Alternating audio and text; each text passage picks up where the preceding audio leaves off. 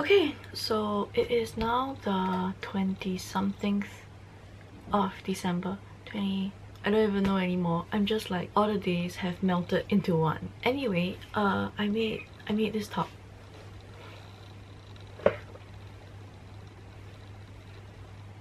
I sculpted it specifically for me, so I'm not so sure if it will fit anyone else, but it's just one of those tops that I've been thinking about making for a while because I go to work and I have to cover up like anyway, so you know, why bother making the back piece given that it's going to be covered up by an outer piece.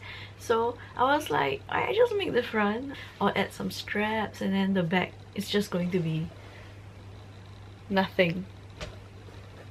That way, like, it's also less warm, but I'm not so sure like if the strings are visible from under my cardigan or whatever I choose to wear. So, you know, I'll just give it like a test run one of these days when work restarts, and if it doesn't work out, then it just doesn't work out. It's fine.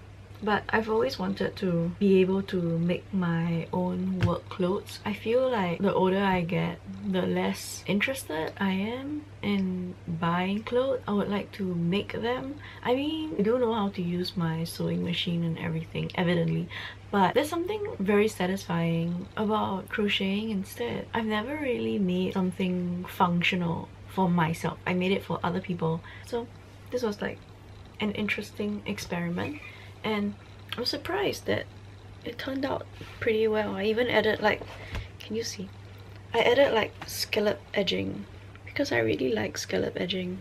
But yeah, this month I've read 11 books according to my list. It's considerably productive. I didn't think that I would have the time or the energy to read, but when I really made myself sit down and do it, it was rewarding. I will just go section by section. One thing that I read was the Bizenghast collector's edition.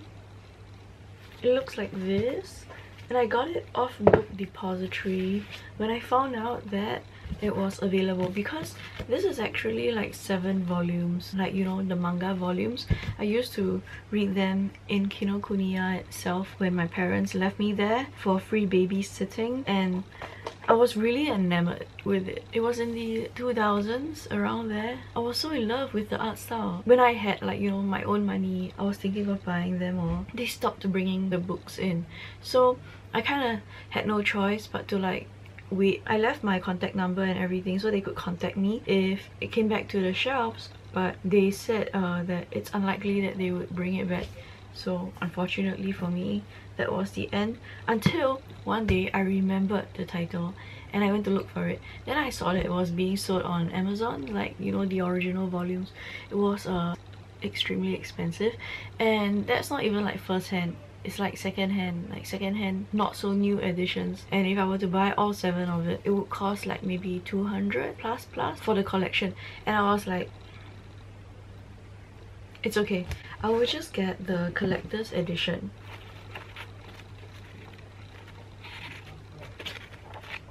What I really like is that you can really see the artist's art style just grow and develop over the years.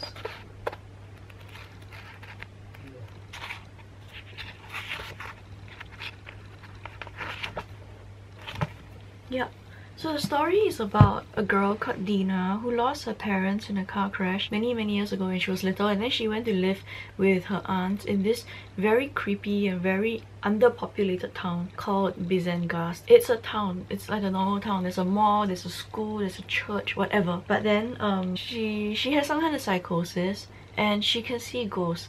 And then one day she sort of enters like a tomb, and in that process signs a contract where she has to help unhappy soul achieve like what they want to achieve so they can move on into their next life. She kind of becomes like a guardian of the crypt or something like that, and her best friend Victor does it with her. Obviously she goes through like, you know, many different cycles of grief and loss, and then more grief, and then more loss, and she comes to terms with it. She grows up. Eventually she manages to, you know, find herself, to find her own purpose in living, instead of living for others or living because it's simply convenient. I thought it was a work of art in the past, and rereading it now at this age, like 10 years later, it is still a work of art to me. Another book I read, I don't have the physical copy because I returned it to the library, so I'll just put the book cover here, is Splendid by Julia Quinn. You would know her as the author who wrote the Bridgerton series. This is technically like her first debut novel or something like that, so the reviews were very critical. Like, they were saying that, oh, it's full of cliches, and I mean, reading it, I understand where they are coming from, you know. The hero and the heroine, they do follow like a certain type. So the hero is like, oh, I will never get married, I will only marry when I want to produce an heir, but I hope I can marry somebody like brainless and useless so I can just produce an heir and then don't care about her. And then the heroine is like, you know, some kind of like feminist icon kind of character, where for her time she's very progressive and she doesn't behave in a way that a lady should behave, but then that just makes her more attractive. And of course she requires some kind of rescuing because there's a kidnapping. Just very typical Regency novel cliches, but it's very enjoyable. I actually found it quite enjoyable. I found it like more, how to say, more exciting than the Bridgerton series. I think with the Bridgerton series, the author has managed to figure out how to spread out the events, like to make them stretch a little bit. So in each book, it's not like a lot of things happen, but the cliches are like evenly paced. Whereas like in her first book, like Splendid, I can understand that, you know, she wanted to hook the reader constantly, so she kept adding all these things, all these familiar and comfortable tropes that would engage the Regency novel reader. So okay lah, you know, give chance. It was her first try. It was pretty good.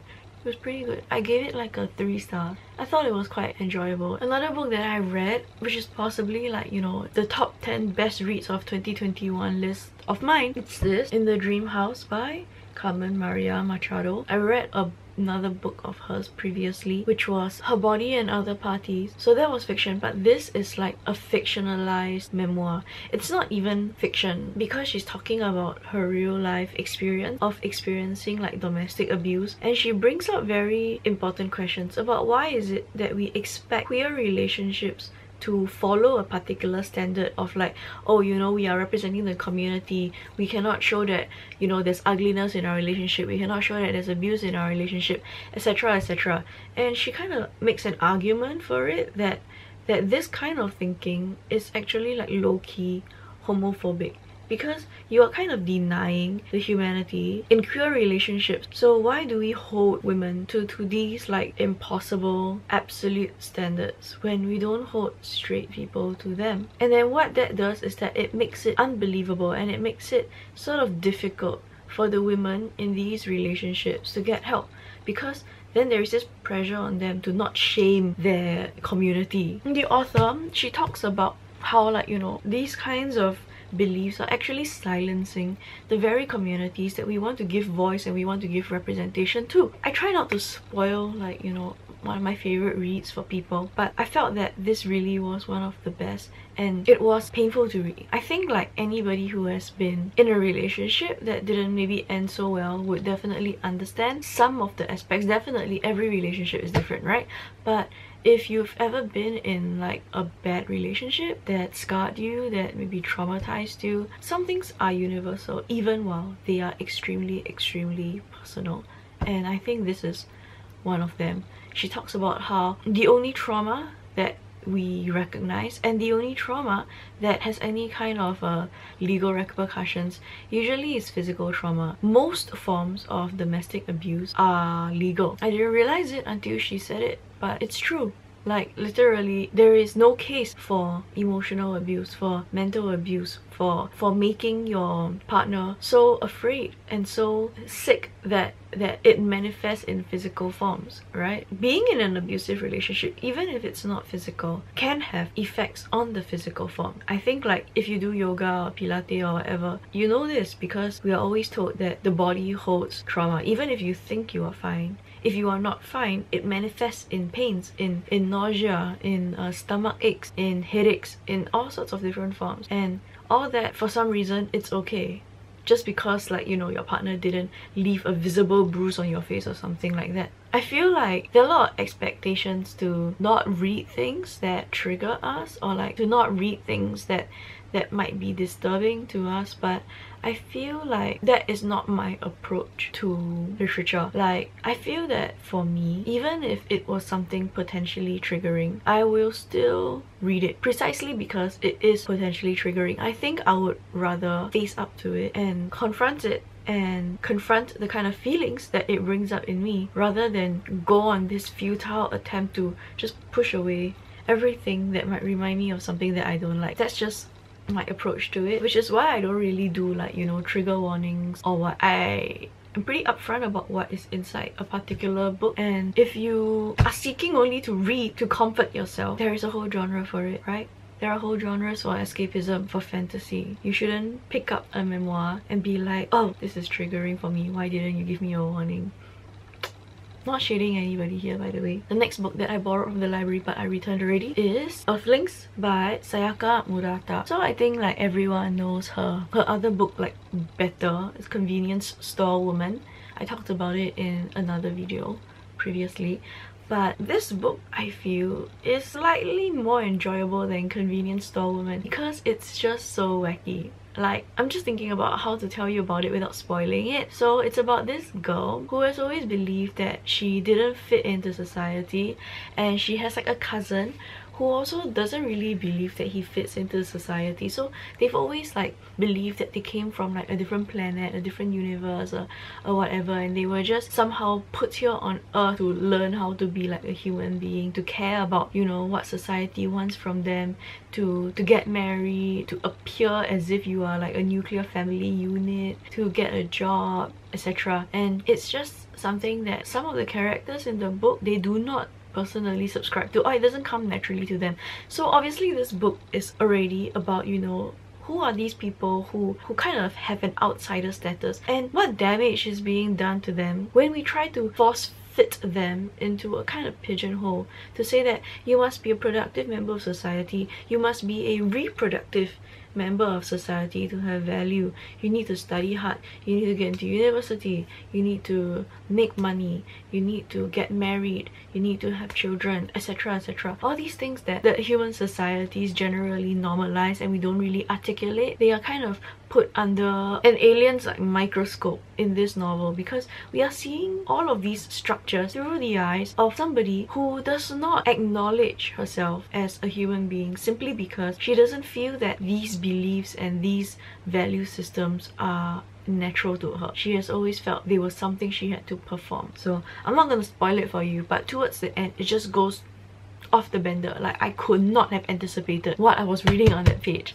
And I know some people found it like a turn off, but I actually found it really fun. I just really like it when things go off the edge. That's just me. Next book I read, The Phone Box at the Edge of the World. I returned it to my friend already, so the cover is this, by Laura Imai Messina. So the story centers around the tsunami and how the tsunami sort of like created a lot of grief. People lost their spouses, people lost their children, people lost their parents, people lost family members, they don't recover from it, they wish that they could speak to their loved ones one more time, etc, etc. And supposedly there is this phone box in the middle of this super gorgeous Studio Ghibli like flower field where you can kind of like talk into it and talk to I don't know, the ghosts. There are no ghosts in this story. That's the thing. There are no ghosts. There are only people holding on to their grief, trying to live their life, meeting each other, potentially finding newer forms of happiness. And there is a phone box that I thought would have played a more important role, but no. And the style of the book also kind of like didn't really sit well with me. It kind of rubbed me the wrong way, because it was another one of those books like cosplaying Japanese culture. Like, yeah, everyone has the right to write whatever they want, but I felt like it was a bit cheap to use something so obviously horrible and tragic, like, you know, the death of literally thousands of people from a natural disaster, and then like turning it into some kind of like tragedy porn with the romantic backdrop of like, you know, Japan and Japanese culture. And yeah, like the way that the author chose to translate some words but not others, I was just like, this is definitely somebody trying to, it's exactly like, you know, that book, The Perfect World of Miyako Sawada or something. I can't remember the title already. I did it in another review. But when you do that, you are kind of like putting on the flashiest kimono to show everybody that you are wearing a kimono. You know, like real Japanese writers will not do that lor. Or they will not milk the tragedy. They will not milk like the aspects of Japanese culture that are already romanticized in popular media. You don't bank on that. They don't, like, you know, romanticize the things that tourists would. So it's just those kind of books that you go in knowing that it's written for an international audience. That's all I can say. That's all I will say. Okay, next. The Miracles of the Namiya General Store by Keigo Higashino. So if this name is familiar, it's because he wrote The Devotion of Suspect X, if I remember correctly, which is very good. I read it like years ago and it's still in my head. And you know, when people ask me, even younger people, they ask me, I'll recommend this book, and then they always tell me that they loved it, and then they will go on to read these other books. Why? Because he's such a good writer. Yeah, so Keigo Higashino, he wrote this book. At first I thought, right, I thought it was gonna be a murder mystery. Because of the books that he has written, I legit thought it was going to be a murder mystery. I was like, oh, is this general store going to be a place where somebody's murdered? I was like, is it a locked room mystery? What is it? I was like, okay. And I opened it, and then a few pages in, I was like, this is not what I expected. Like, it's not any of the above. It's what do I even call it? It's fantasy. It's like time traveling fantasy. So the idea goes that there are like these three delinquents who have just like done something bad, right? They probably like committed a crime, they stole a car, whatever, and then they are on the run. They decide to shack up at the back room of like the general store, which is like a mama shop lah. You know, if you're Singaporean, you know it's a mama shop. So there's a mama shop literally in the middle of nowhere, and they decide to shack up at the back. And then when they are there, suddenly they receive like a letter, and then the letter is like somebody asking for advice. And then they realize that this shop is the place where people ask for advice using letters, like anonymously. So they write back because they feel compelled to, and the person writes back almost immediately. Then they realize there's something wrong. No one writes a letter that fast until they realize that they're actually conversing with people from the past. Like, what? Right? That's nuts. And they decide to just continue. They are a bunch of delinquents who come from an orphanage, and they are never going to experience anything like this ever again. This is something that makes their lives meaningful, that sort of gives them this sense of purpose and belonging in society. The more you read, the more you realize that the different people who write to the store and who have received letters back, both in the past and in the present, which is their future, they are all like connected in one way or another. They're all related in one way or another. It just comes full circle in the end. You realize that these three boys, they actually had a super duper important role to play in, I guess, fate or in destiny. So I really was very surprised that he chose to write something like this. But in the end, it was still a mystery novel. It was a very satisfyingly written mystery novel. Even if there was no murder and no death and no police detectives around, I strongly recommend it. It was a really good read for me. Okay, next. I also read The Stone God by Jeanette Winterson. So Jeanette Winterson is the author who wrote Oranges Are Not the Only Fruit. I think that's like one of her most famous books. Like, everyone knows about it. People do it in university. I did it in university. The Stone Gods is a bit different. Like, when you read Oranges Are Not the Only Fruit, there is some kind of like linearity and like predictable plot structure. However, this book is wacky. The premise of The Stone Gods is that in the future, we destroy this planet and then we colonize another planet, and then we repeat the same mistakes, mining the earth for natural resources until there's none left. The planet is overheating no matter how advanced our technology is. The richest of the rich have decided to build spaceships to escape to other viable planets. Does that sound familiar at all? And also, like, because of how advanced technology has become, body alteration technology has become, women are kind of like genetically fixing themselves to look younger and younger and younger. So when every woman in this world, regardless of age, looks like she's the age of 24, it's no longer exciting, right? So the taste of men has also changed. Like, they start desiring little girls, like literally 8 years old, 12 years old. It's disgusting. Like, all the men have basically become pedophiles because because all the women around them are fixed at like, you know, 20s. So 20s is no longer the peak. The younger the better now. She's really disgusting. I was so like turned off by the concept, but I can see it happening.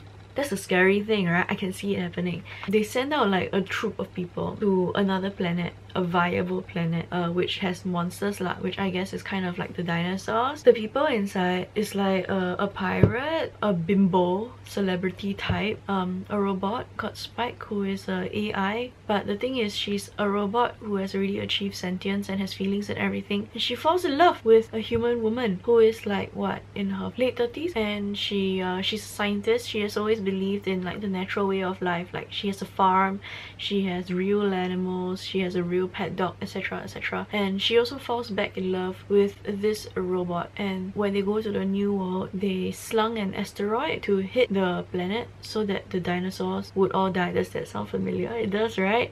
And then the dinosaurs were extinct because of the ice age that came afterwards, and as a result they died out.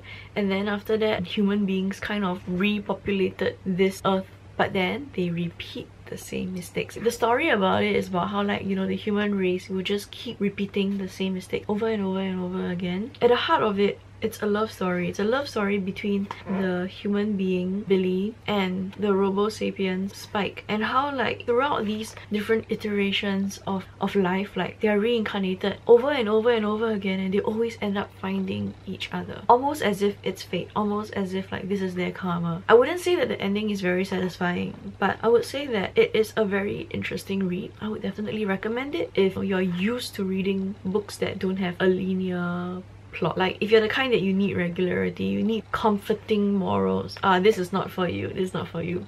But if you like to read something that's, you know, maybe a bit more challenging, maybe something that pushes the envelope a little, something that's not afraid to say something about the human race, this is the book for you. I really liked it. Alright, last two books. Wailing Ghosts by Songling. So this book is about some ghost stories written by this guy called Songling. I hope I'm not like butchering his name or anything. He was born in the 1640. He died in 1715. So he's basically like what? There's Shakespeare?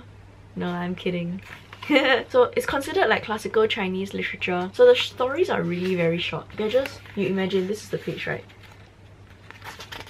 The story ends like in the next page, and then it's another story already. It's just a collection of short stories, and I love ghost stories. I don't care where they are from, I just love them. But these were so funny. I didn't think that ghost stories could be so funny, but here we are. These are funny. It's just the way that they are written, or maybe it's like the way that they are translated, which is very well. One of the recurring things in this book is like this fox spirit. I guess like if you watch enough like wuxia shows, it's called Hu Li Jing, right? You know, you always like read or watch these kind of Chinese period dramas, then got the Hu Li Jing come out, then she's very beautiful, and then she will steal your man. I guess like in a Korean culture there's also have right the Gumyo. My mom told me the nine-tailed fox. The fox spirit is like a staple in classical Chinese literature. A nice thin read. And the last book that I read this month, Little Ironies by Catherine Lim. I'm fairly certain that, you know, schools have done this book before, because the publisher is Pearson. Okay, you can't see it, but it's like Pearson, or is it Pearson?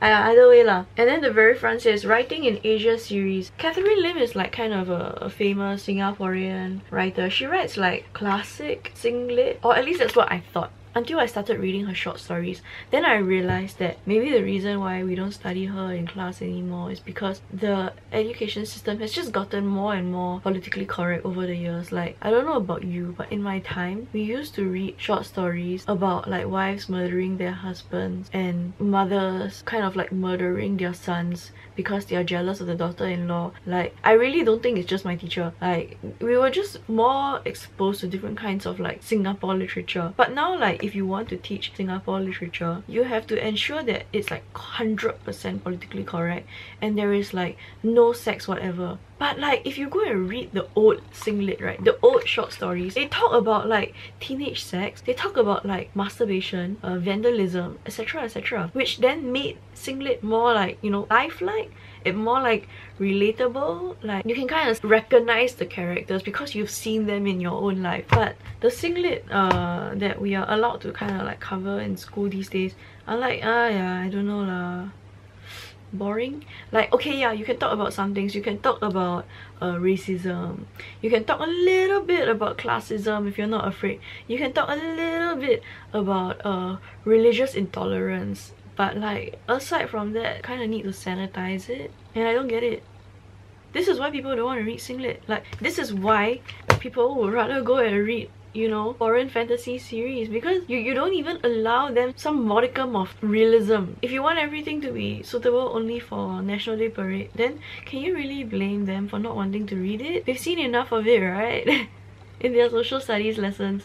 Okay lah, I'm not very positive about the fate of singlit because I feel like love of reading needs to start when you're young. You can discover it later on, but if you don't try to inculcate it when you're young, you're already like reducing the percentage and the chance of people really falling in love with the genre. And then if you go out into, like, you know, Orchard Road or something, and you throw a stone and you hit a person, what are the chances that person would have read singlit? You ask yourself, right? What are the chances? I mean, given where I am from, like, you know, the people that I met through school, through university, through my workplace, whatever, definitely I wouldn't be surprised if, you know, I can throw a stone and maybe like 2 out of 5 people read. 1 out of 5 people read singlit. Believable. But when you go out into the general public, there is no interest in it, and you need to ask yourself why, right? Or at least we need to ask in general, why? Why do people not want to read it? Why are they not interested in it? Why are they interested in things like Marvel, Spider-Man, Percy Jackson? Why are they interested in all this? But then when you want to give them like singlit, they just go, "Aya, so boring.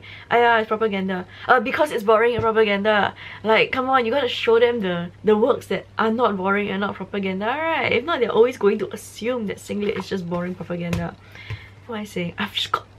I have detoured so much from this book. Okay, back to this book, there are a bunch of short stories in here. I'm gonna show you the contents page. The stories vary in length. Some of them are really long, some of them are like so short. And all of them, the word I would use to describe her stories is prickly. You don't think it's prickly, but then when you touch it, you're like, ooh, it's prickly. She's trying to say something. And that's why I kind of file it under like lit with teeth, because she does not hold back when it comes to criticizing Singaporean behavior, specifically Chinese Singaporean behavior, even more specifically Chinese boomer Singaporean behavior. It's just so ugly. Like, the mindsets that people have towards their domestic help, towards their poorer relatives, towards interracial marriage, all of it comes under fire in her short stories. I've read another book of hers in another review. It goes like old Singapore stories in celebration. Celebrate what, right? That's the irony, right? So here, this book, little ironies. Even when the people in her stories, they kind of like reach a bad end, they don't understand why. But you, the reader, you understand it because you've seen all the ways in which they fucked up and all the ways in which they deserve the horrible ending that they received. I will say that it's not for children. So that's the end. 2022 is going to be extremely busy. For real. I might not even read anymore. I might not even read 50 books next year. Hopefully I get to read maybe a book a week on average, so that's like 50 something books in a year. I think 100 is a bit of an impossible dream unless I really do nothing in June and December. But you know what, we just see how it goes. I can't believe that it's been over a year of doing this. That's that. I will see you like in my vlogs, and also maybe at the end of January. We'll see how. Bye bye.